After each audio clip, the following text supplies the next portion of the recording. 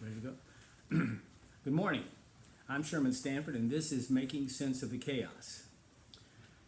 We've been talking about God, the cosmos, God's creating of it, man, both fallen man and redeemed man. We've talked about God's attributes, man's condition before the fall, after the fall, and there are a few principles I want to go over. I do these every day because these establish the framework of what we're trying to, the message we're trying to get across.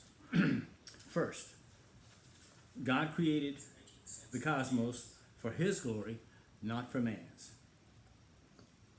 And the highest value there is God's glory. Second, the jewel of creation is man. Third, although in no sense the author of evil, God ordained Adam's fall. Now, a lot of heresies arise out of trying to understand this idea because it doesn't seem to make sense to human beings. And so what we do is we try to force this concept or force some understanding that does not harm God's goodness or His sovereignty or man's freedom. But the truth is, we need to take God at His word, whether we understand it or not. And trying to intellectually, philosophically understand what God has to say, if it involves somehow crimping or altering what God actually has said, is never a good idea. It will always lead us astray. Fourth, in Adam, the entire creation fell, including all of mankind. Fifth, as a result of the fall, God pronounced a curse of enmity between the seed of the woman, all those who will spend eternity with God, and the seed of the serpent, the remainder of humanity. This is known as the great antithesis. Sixth, all subsequent human experience is an outworking of this enmity. Everything that happens in every human being's life, every day from birth until death, this is really the outward story of humanity. Seven, the unregenerate are without excuse. Those who deny God, they are cosmic rebels. They know God, but they suppress the truth about God in culpable self-deceit. They're guilty. Okay, now we've been talking about fallen man most recently, and his need to have a cogent cosmology, ontology, and epistemology. Cosmology is an explanation of how the world came into existence and how it perpetuates itself. Ontology is the study of or explanation for being, life, our lives, our consciousness, our thinking, all of that. Epistemology is the study of knowledge, of how we come to know anything reliably. Most recently, we're talking about evolution, which is the mechanism that unredeemed man uses to explain being. It's his ontology. It's the basis of his ontology. Let us not deceive ourselves. The debate over creationism, evolutionism, is the Archimedean lever which will determine the direction of human culture forever. All action begins with thought, even actions which appear firmly rooted in raw feeling. We are not instinctual creatures. We are rational, even when rationality manifests itself in a decision to abandon a rational course in favor of feeling. Whether we consciously think about it or not, our view of the origin of the universe, together with our view of our own origin, is foundational to all else we think. And in the end, as we think, so are we. That's Proverb 23, verse 7.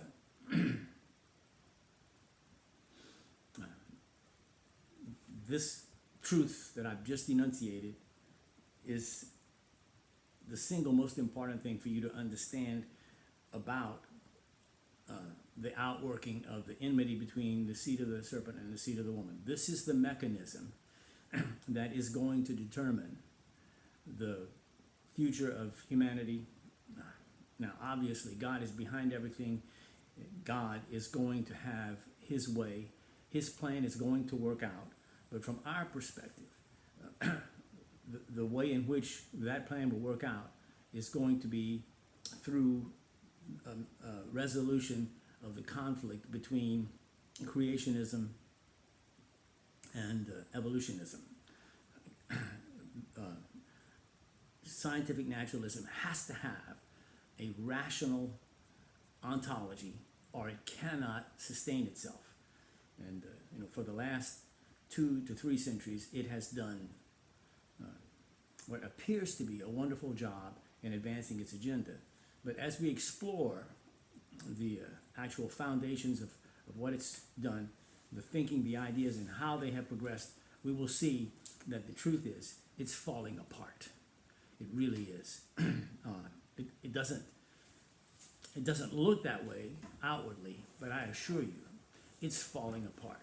It's barely held together by baling wire, chewing gum, and we're winning, guys. We're winning.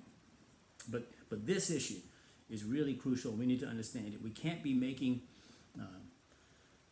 compromises with the enemy on ideas that are foundational, and this is. Unless we abandon altogether the idea of meaningful human choice in acting one way or another, we cannot escape the fact that every human decision is a choice among 2 or more alternatives.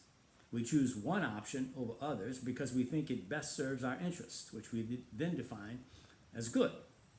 It is either irrational or sloppy speech to speak of feeling one choice is better than another.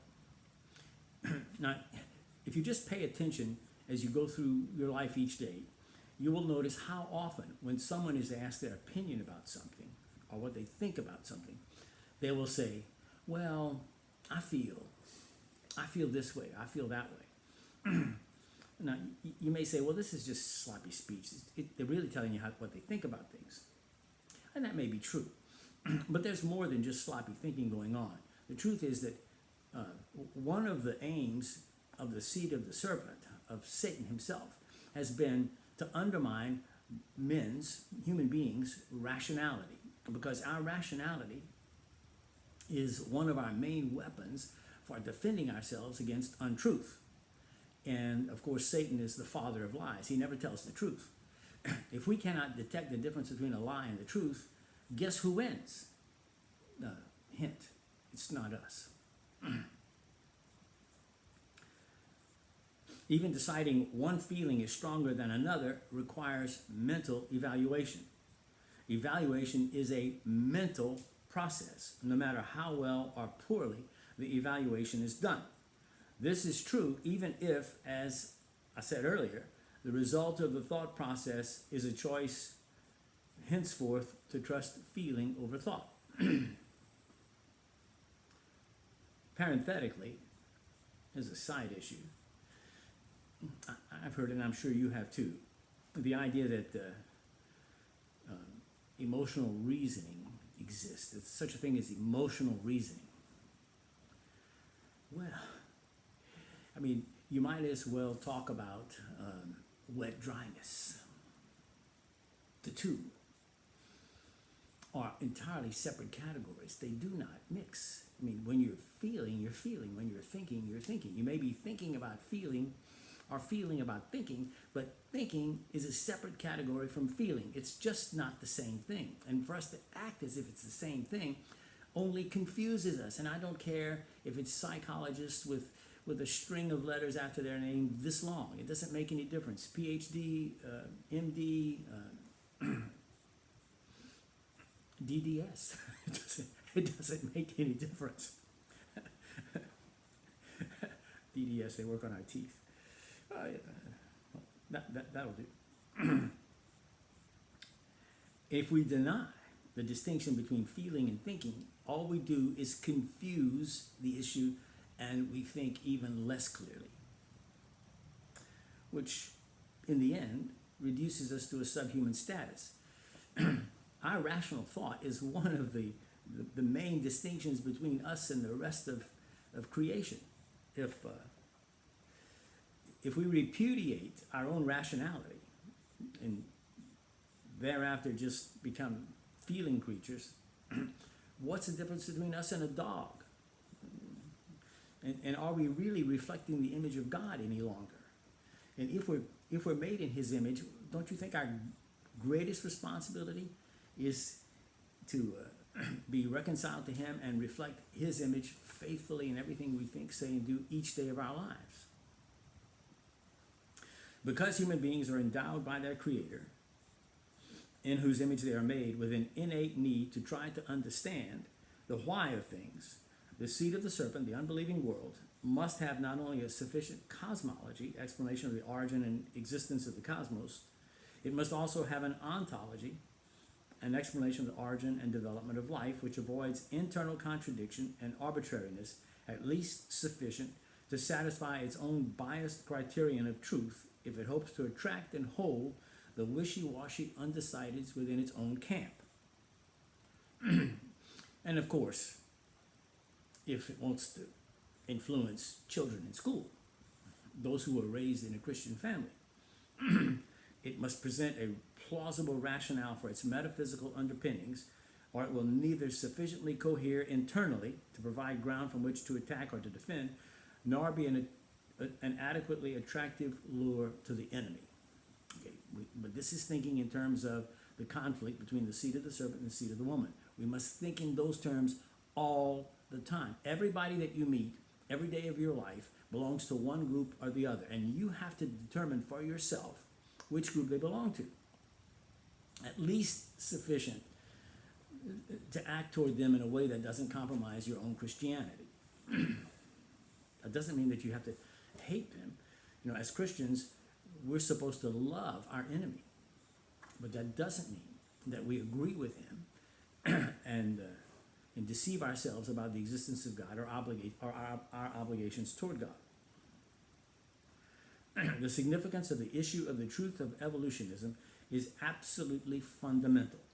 To put it plainly, if the evolutionary theory, ontology, of the scientific materialists wins the day, Christianity is defeated definitively, with only mopping up operations left to capture and destroy pockets of remaining irrational theists, that is, believers in God. Should that happen, the stridency of the few remaining irrational theists, me and maybe you, would only emphasize their impotence and irrelevance. The more we would scream and holler, the less relevance that people would give us.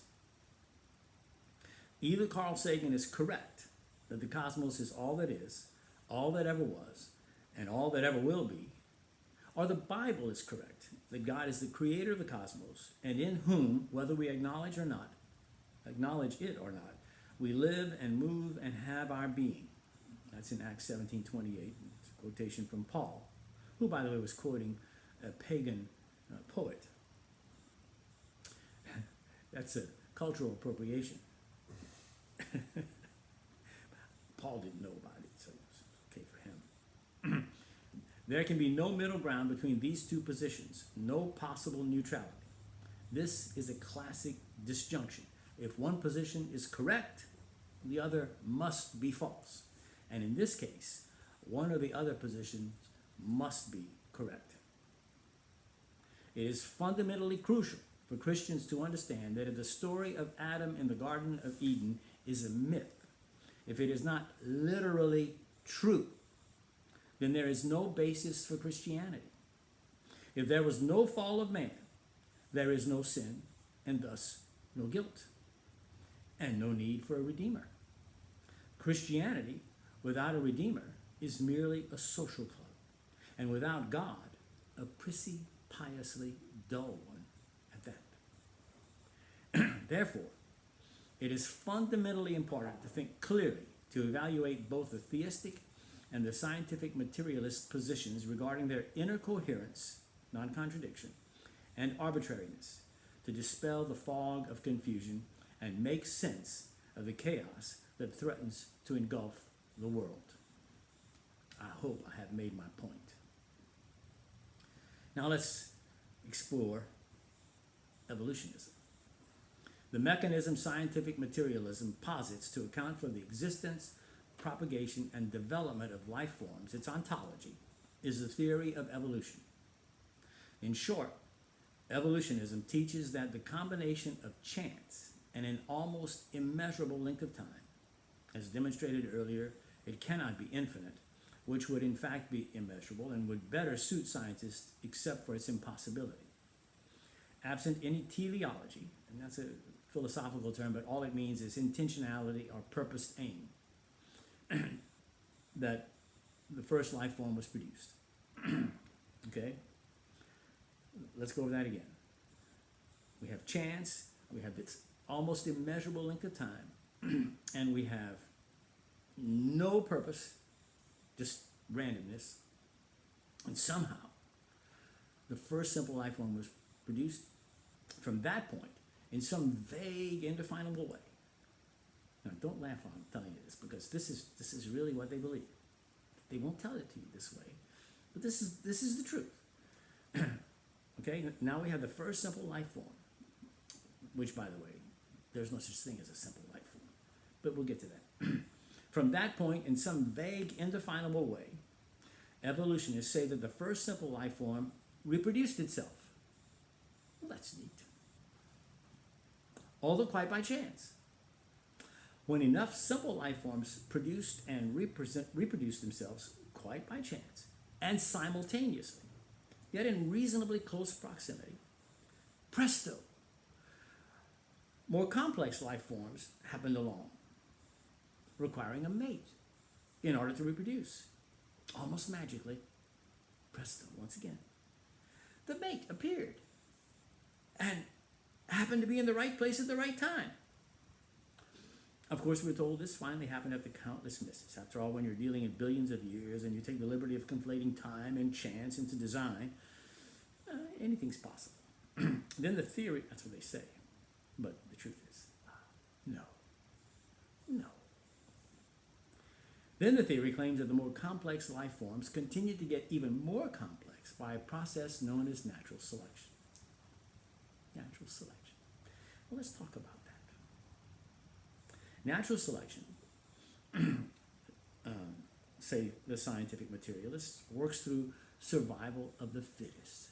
Now, you've heard that term. We've all heard that term. And we think, wow, how profound. Yes. No criteria are offered to define the fittest except to say that they are the ones who survive. Think about this. This is verbal prestidigitation. You know, when you went to a magic show, that's prestidigitation. It's also philosophically a tautology.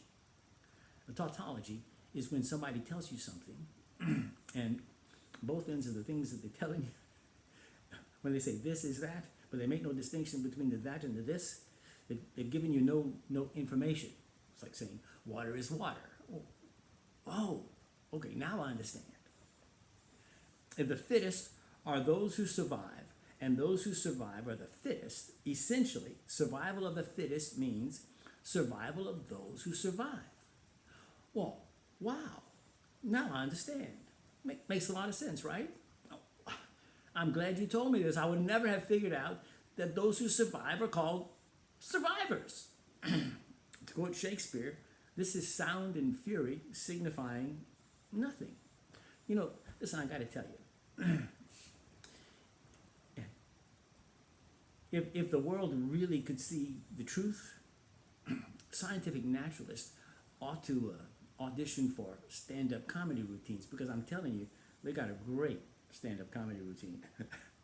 I have a hard time keeping a straight face when I quote the things that they say. And listen, I'm gonna actually quote things that they say, and then you'll find it kind of hard to believe that if you actually put your thinking cap on, as my second grade teacher said. Look, I got to tell you, I spent the first month of the second grade looking around for my thinking cap. because apparently there was such a thing, and I didn't have one. And she would say, "Okay, class, now let's put our thinking caps on." Well, let's put our thinking caps on. Moreover, to speak of natural selection, I never said I was the smartest kid in the world, okay? Moreover, to speak of natural selection is to smuggle into the scientific naturalist belief system purpose, or that word we said earlier, teleology, which just means purpose, while disclaiming the existence of purpose in nature. You understand? They want to say that everything happens haphazardly, randomly, but it has to go in a certain direction, which of course means it has to be aimed, which is what teleology is. And one of the arguments for the existence of God is that clearly you can see that everything exists for a purpose. That points to somebody who purposed. They don't like that, so they don't want anything pointing to God. So they say, well, there is no purpose. But ask yourself this: how can a non-purposive nature be thought to select anything? Okay? When we refer to nature as if it were God, that's called reification. It is logically a fallacy, all right? Because nature is an inanimate idea. It doesn't think. It doesn't purpose. It has no meaning in itself. All of that has to be given to it by an intelligence that can purpose and that can have meaning and impose its purpose and meaning on the creation. Nature is nothing more than just another word for creation, and creation is a thing that God did.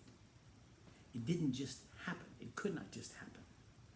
In effect, scientific naturalists present natural selection as a, now this is highly technical, so you're really gonna have to put your thinking cap on here. A Wizard of Oz teleology. For natural selection to move in a progressive direction, a teleology, a purpose, must be presupposed. Otherwise, the notion of progress is meaningless. I mean, what's progress? Progress is movement in any direction at any time without any purpose. Well, how do you get order out of that? How do you get design out of that? Well, you obviously can't. So don't look behind the curtain. Otherwise, the notion of progress is meaningless. At the same time, they are aware that admitting teleology or purpose devastates the chance nature of natural selection, whose whole purpose, remember, is to exclude the purposive creator. Therefore, in an act of mass intentional self-delusion, okay, this is not a conspiracy, this is a confluence of joint shared interests. They all need the same thing, and so they just all tacitly join together. Anyway, in an act of mass intentional self-delusion, they keep their teleological Wizard of Oz conveniently offstage and tacitly agree among themselves never to look behind the curtain. Curtain? What curtain? And they refuse to wink. Philip Johnson, in his book Defeating Darwinism on page 34, says, quote, "The doctrine that some known process of evolution turns a protozoan into a human is a philosophical assumption, not something that can be confirmed by experiment or by historical studies of the fossil record," end quote. Using science's own standard of proof, any postulate which a scientist wishes to prove requires both verifiability and falsifiability. To verify phenomena, the facts must be observable and repeatable. There's a complete void in the record of observation and repetition of a protozoan turning into a human, or even coming into existence out of nothing, or turning into anything except a protozoan. For that matter, there is no record of observation and repetition of any distinct life form evolving into any other distinct life form. Now, that's a fact. That's a fact. No matter what they say, the record is absolutely bare There's nothing. They got nothing except words. Words, words, words, words. To quote Clifford Odets. After nearly 200 years of active searching, the record remains utterly barren of evidence to support this arbitrary statement, destroying the first stage of the evolutionist's proof task. Additionally, because there is no evidence which scientific naturalists would accept to disprove their theory, you understand that? If you bring them any evidence which disproves their theory, all they say is, well, yes, but we haven't found our evidence yet, okay? Because they're committed to their world and life view. They're committed to seeing the world from an unbeliever's perspective. They are in intentional self-deceit. That's a fundamental fact. I've already quoted that to you. It's in Romans 1. They know the truth and suppress it in unrighteousness. That's what Paul said. And if you don't base your theory of knowledge in God, you know nothing. And if you base it in God, then you must believe every word that proceeds from the mouth of God. If you're choosing to believe some words that proceed from the mouth of God and not believe other words, then the final arbiter of truth is you. Now let me tell you something about your final arbiter of truth. If you're it, you're going to die. You're going to die. And so you're going to place faith in yourself, a mortal creature who will die, and who you are well aware of the limitations that you have cosmologically, ontologically, and epistemologically. That is, you can't explain how everything happened. You can't put it together, but you're going to make arbitrary determinations of what's true and what's not true, of what God has said. You will decide, you will be the winnowing fork to determine where the truth of God's word really lies, not God himself. Now, you want to look at arrogance? That's arrogance. And foolishness. That's why God calls unbelievers fools. Nothing could be more foolish than that. You're going to build your house palpably, not even on sand, but on quicksand, and then you're going to smugly walk around as if you've done something? You've built something that's going to last? It's going to last until the first breath of wind. I get a little fired up about these things. Anyway, getting back to their worldview and the fact that it's unfalsifiable, okay? That makes the theory of evolutionism, because it's not verifiable. It cannot be verified. Nobody's recorded a single example of evolutionism working. And it cannot be falsified because they will not accept any evidence to falsify it. Then it's not science. It's not science. It's philosophy. It's metaphysics. It's theology. And it's poor metaphysics, poor theology, but it's not science. Okay? Of course, we also have not mentioned the cognitive and philosophical dissonance discussed earlier of ignoring the distinction between the categories of chance and design, and the untenable conflation of the categories of chance and design, which they do. Design requires a designer. Piling years upon years cannot make of chance a designer. You wouldn't do that. You wouldn't do that in your own life. If you were trying to design a house, you wouldn't get the building materials together and then just sit around and hope that by chance, if you waited long enough time, a house will spring into existence. That's nonsense. We never live even a moment of our lives basing it upon that truth, that idea. It is not truth. It is false, and we know it. But when we start talking about eternal matters, about ultimate matters, of course, then we bring that in because it allows us to push God off the stage. And we got our little Wizard of Oz on the other side, but we're not looking at him. Okay. Now, there are a lot of errors among scientific evolutionists, and we'll talk about those, but I believe that we're pretty much at the end of our half hour today. Bill? Do you have any questions that you would? I do. What was the word you used to say that to use to explain away God as His nature? What was that word you used? There's a term you said if we use. Teleology? No, not theology. It was something else. It's basically to conflate nature to the level of being God. I don't recall what it was. I thought it started with a war, like refractory or something.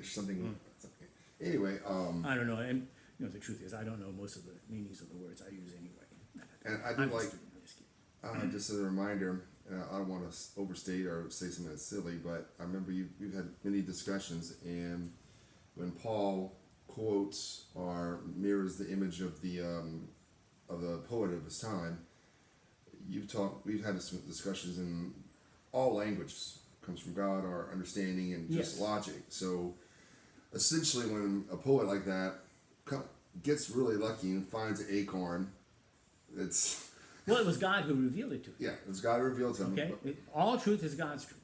Right. Okay? Which is not to say. But it's our table. It's our tennis court. That's right. That's right. And we should not be begging for a seat in the marketplace of ideas. Right. We own the marketplace. Just an aside, what are we doing tomorrow? Because remember we have Bible study here tomorrow from 6 to 7. So Well, I usually leaves early, but I think we can start this at Okay. 7. Very good. I think Uncle Don will be good with. So we'll see you tomorrow at 7 o'clock, and I hope that you're gaining some value from what we're doing. I'm having a blast. all right, till tomorrow. God God bless. bless you.